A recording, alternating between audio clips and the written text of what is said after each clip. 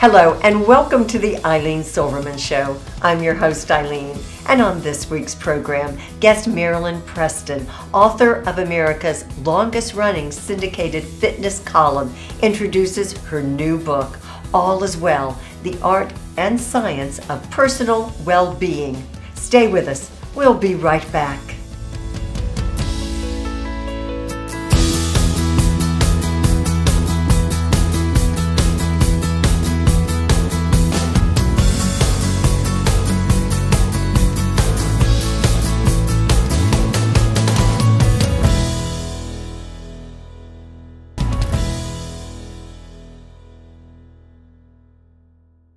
Welcome back. Thanks for joining us for our program. I am so fortunate to have as my guest Marilyn Preston, author of the longest running syndicated fitness column in America and author of her new book, All Is Well, The Art and Science of Personal Well-Being. And Marilyn, thank you. I'm very pleased to welcome you. Thank you. I'm very happy to be here, Eileen. Thank you. Well, and especially, I know you're nursing a bit of a cold. Yes, I want to make this clear. This is not my normal register of the voice. There may be coughing involved, but I was excited to meet you and do the show. So I hope we'll get through this together. We will. And likewise, I'm excited to get to chat with you because I have read your book cover to cover. It speaks to me. I love it. It has humor. You're wise. It's so full of so many things that can help people in their life. And I think everybody wants to live a healthier, happier life. Sometimes we just don't know how to start. Exactly. I completely agree. And also I want to say, I read your column faithfully every Tuesday in our local paper, the Gainesville Sun. Thank you. In our paper, you're identified as Dr. Jock. Yes, I am. Though I am not a doctor, and I can explain how that happened. But yes, but the Gainesville, the columns run here for many years. Oh, I know. And syndicated, like 41 years you've been? Yes, yes. So I don't want to muddy the waters in any way. I love Gainesville. I've been my sister. Charna, family yes. here. And so I've been coming for many years. And it's just a great city. It's really a strong community, wonderful recreation, the university, good medical. It's a great place. We agree. and let us understand a little about your backstory. Just kind of fill in the gaps. How you got into this opportunity when, as you said, nobody knew yoga from yogurt. And what was fitness anyway back then? Yes. Well, my background is as a journalist. Okay. So I've written this book as a journalist, paying close attention to experts and research and all the things that trained journalists, I like to say, from the time when journalists had training. So dial back to the early 70s. Okay, I was working at the Chicago Tribune. Your backstory. Right, backstory. Yeah. So Chicago Tribune, I had a dream job. I was a feature writer, but also a critic of theater and film, and it's a fabulous job. And so it was the early 70s, and my husband and I decided, for some crazy reason, that we were going to take our 10-speed bicycles and ride through the wine country of France, which sounded fabulous. At that time, there were no bike tours like there are now. I've been on many, and I love them. But no, it's just, we're going to do it with our bikes and another couple. So I thought, okay, this will be good, but am I in shape for this? And so I said, well, I'm just going to go to my local park, and I'm going to run a few blocks just to see how it feels. So here's how it felt. Like a near-death experience. You were not prepared. I was not fit. I was not prepared. Luckily, we went, and it was a fabulous trip. But when I came home, journalist that I am, I really got very curious about fitness, health. I'd gotten my master's in, and one of the things I specialized at Northwestern was in science writing. I just always was fascinated by the human body, the mystery, the wonder. So I decided to research in this field of kind of fitness and health, just for my own satisfaction, because I wanted to know what was happening to me. And it took me into years of study of mind-body connection, integrative medicine. Yes, Not just the medicine yes. that was, let's say, the standard medicine, but also I was very curious about these new ways of healing that had been very successful and long-lived in the East, and now the West was just beginning to open up to it. Remember in 1973, that's when Scotty Reston, the New York Times, front page article about he had undergone surgery with acupuncture. Wow. It was like, what? You know, people never things did were just know. changing. Right. Things were changing. So, and the paper, Chicago Tribune, I would say to them, send me to where all this integrative medicine, mind-body medicine is happening, which is California. I would have to go there because, as you said, in 1976 in Chicago, yoga and yogurt were interchangeable terms, and the mind-body connection was another name for the neck. I mean, people, people didn't know, right? But I was beginning to know, and I thought, if I'm curious about this and fascinated by it, other people are too, right. I think. We want to know. So I came to the paper, Mike Argerian, and features editor, and I said, Mike, I think we should have a new kind of science column. It was a doctor's column, because the other doctor columns were running in the paper, we still have them. I would say they were about headaches, hemorrhoids, various pills, things like that, and I presented this as a new kind of a doctor column that would be about sports prevention and how to get fit, and I'm a runner with knee pain, what do I do? Right, and this also about eating healthy and what to do with stress. It was a kind of an integrative approach. Right, and new and revolutionary. Well, it's not that I was sensing something. People wanted to know. Yes, people wanted, that's exactly right. And so, just flash forward, so then they did, I wrote the column, they took it, I went to an expert in Chicago, David Bachman, Dr. David Bachman, who was the leading sports medicine doctor. Right.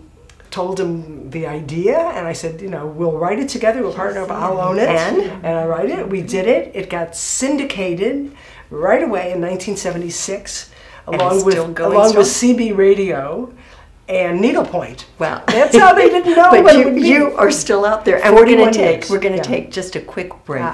Stay with us, we'll be right back.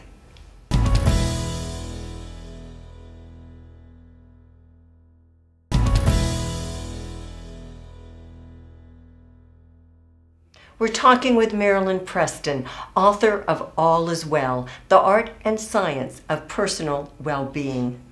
And Marilyn, hey, your story's fascinating, and it seems all of these years of writing this syndicated fitness column has led you to this book. Yes. And I so valued the title, All Is Well. It somehow has a calming effect. A little mantra feeling. It's a mantra. Yes, and if one can follow the journey of this book and your many, many wise suggestions, some with a great deal of humor. There's lots of smiles in this book. Thank you. Well, that's so lovely to hear. Really, because I want it to be funny. It's a good read. I want it to be funny, and fitness can be a very serious, kind of depressing topic for a lot of people, creating a lot of fear, and so it turns out that the book turned out to be about personal well-being, and I think this is. I'm pleased about that, because personal well-being, well, for one thing, it's very personal. Second, it's not about how much you weigh or how many crunches you can do. Right. It's about a feeling of balance in your life, love in your life.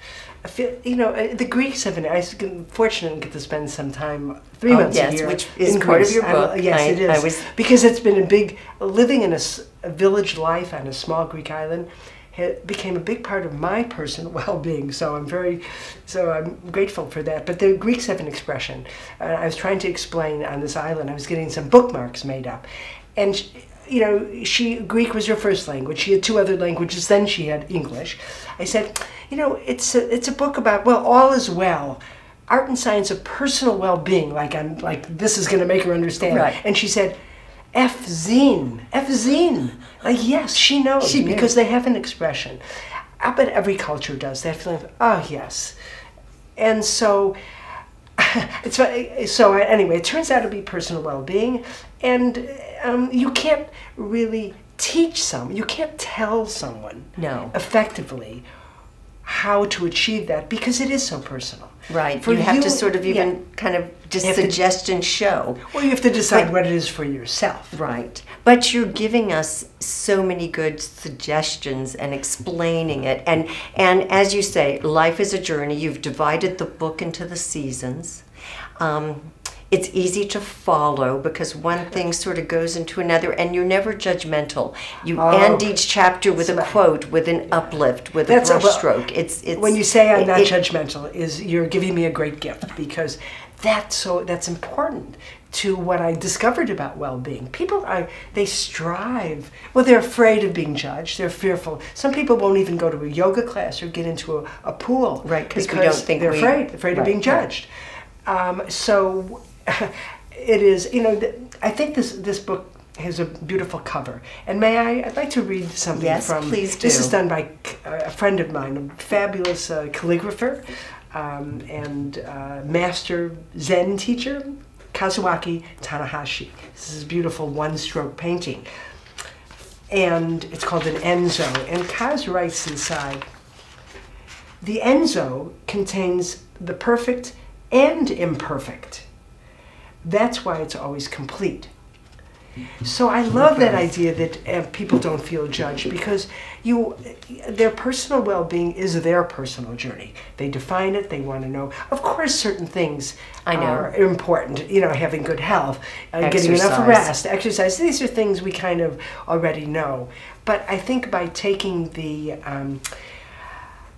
onus off of being perfect, no, you can always... No, and you do say that. You can't, don't strive to be perfect because it's not really possible. You just set yourself up for more stress and unhappiness. And something you said in the book is that you can choose to be happy. You can make that a part of your life. Yes, it is.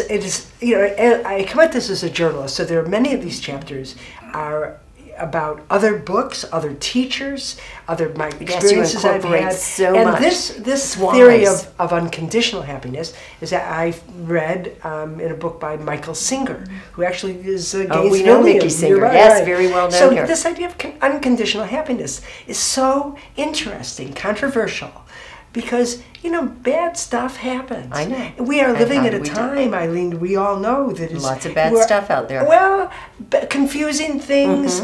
It's a time of stress and pressure for many people. All is not well for people. They may not have the health care that they want. People die in their life. All kinds of things happen. So to call the book All Is Well, I didn't... How do you get there? Right, but the point is, and this is from Mickey's book, I think, on Untethered Soul, you ask yourself one question. Do you want to be happy? Do you want to be happy? Or do you not want to be happy? So once you say, yeah, I want to be happy, then no matter what comes your way, or who comes your way, you can, of course you may grieve and feel pain and get knocked off track for a while, but you come back to your center. If it's your center, your core. Yes, you come back to a sense of, yes, I want to be happy. Beautifully said. Well, thank you. And Marilyn, we're going to take another quick break. Stay with us. We'll be right back.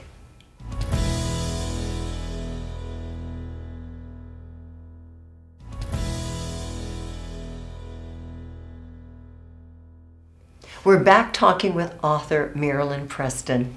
And Marilyn, there's so much good knowledge in this book, and I urge everyone to purchase it, to read it for themselves, because you can't cover it all, but kind of highlight a few things for us right now. Thank you. I kept the chapters very short. No one wants a ponderous book. No. As I said, it's easy to read. And it's not a collection of old columns. That's what was important to me. The creators, which is the syndicate that syndicates the column, also became a publishing company. I could have gotten away with old columns, but no, I wanted it to be relevant, for sure.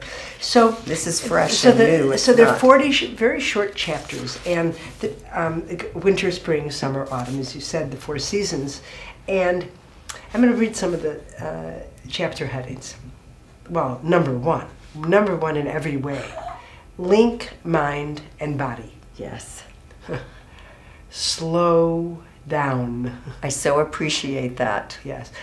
And this is All one of that us you're going to identify rush. with. Live a big, juicy life. Yeah, I can tell. Dig into nature.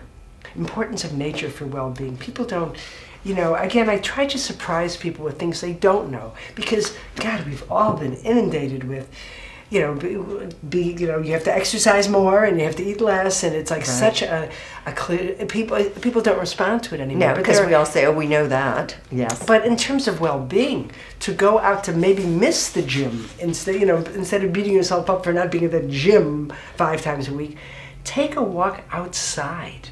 Being outside, the energetics of being outside, boosts your well-being. There have been studies about that. People who work out on treadmills versus walking in nature, much better to walk in nature. And then some serious things. Bring life to death. End-of-life issues. It's important to well-being. Yes, that was quite well written and a lot of good, keen insight. Yeah, thank you. We're all going the same place, right? I know, yes. Breathe in, bliss out. You know, this refers to, I'm a big fan of yoga.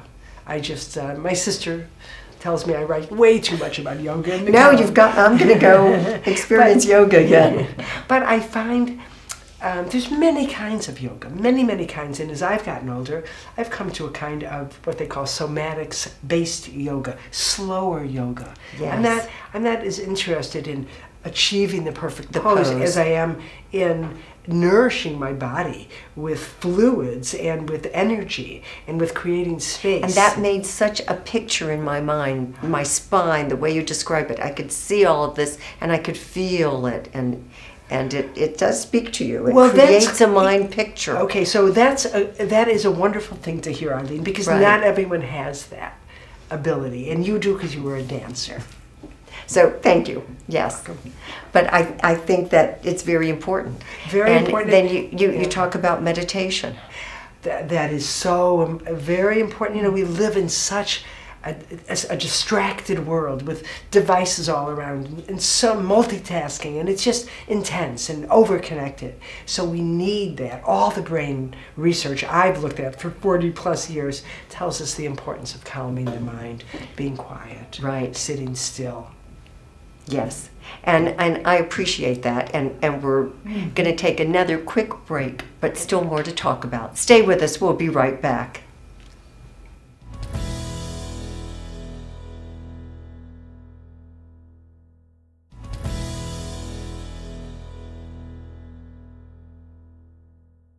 We're talking with author Marilyn Preston. And Marilyn, one of my favorite chapters in your book has to do with the blue zones. Explain what that is. Yes, one of my favorite chapters too.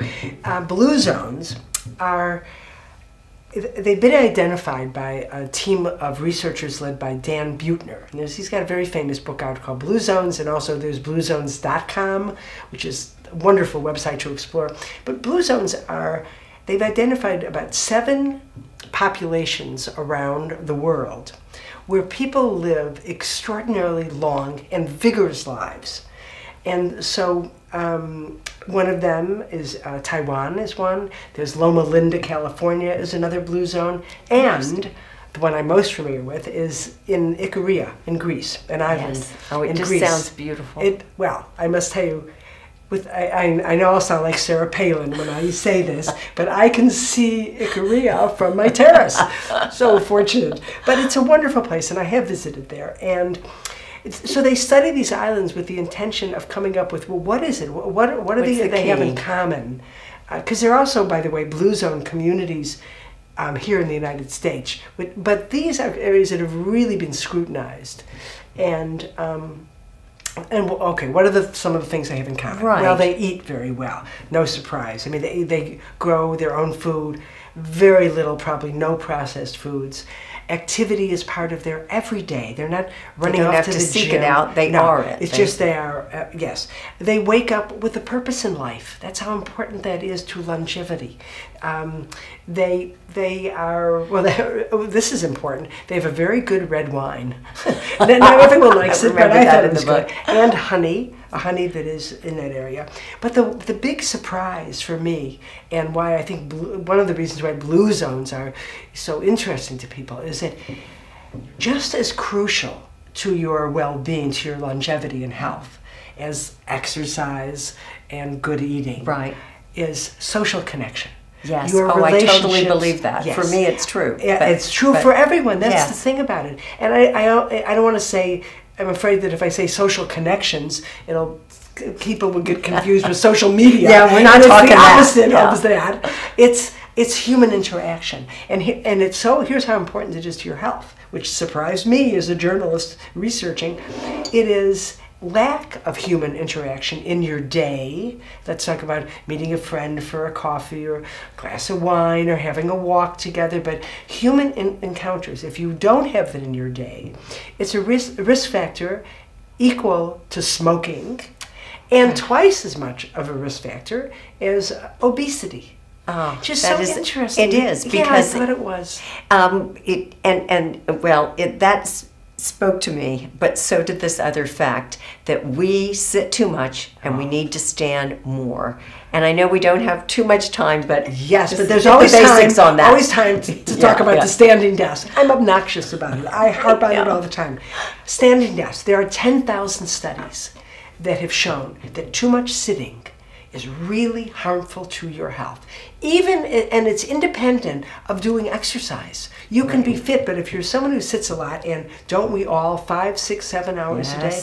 Okay, standing desk comes along, and it's something you put on. You can either buy a table that's quite expensive and it elevates, goes up and down, or you discover, I don't want to say the name of the unit. Yes, I will. I use a VariDesk. But there are other good ones like that. Right. So it's something that is not electrical. It lifts up very easily, like dynamically. It just sets up, right. And so you're at eye level with your screen. You've got room for your keyboard, like a 90 degree. Right. And it's standing is just a wonderful thing to do for your body. You have to be careful. You can't overdo it, can't stand too much, because that can cause problems.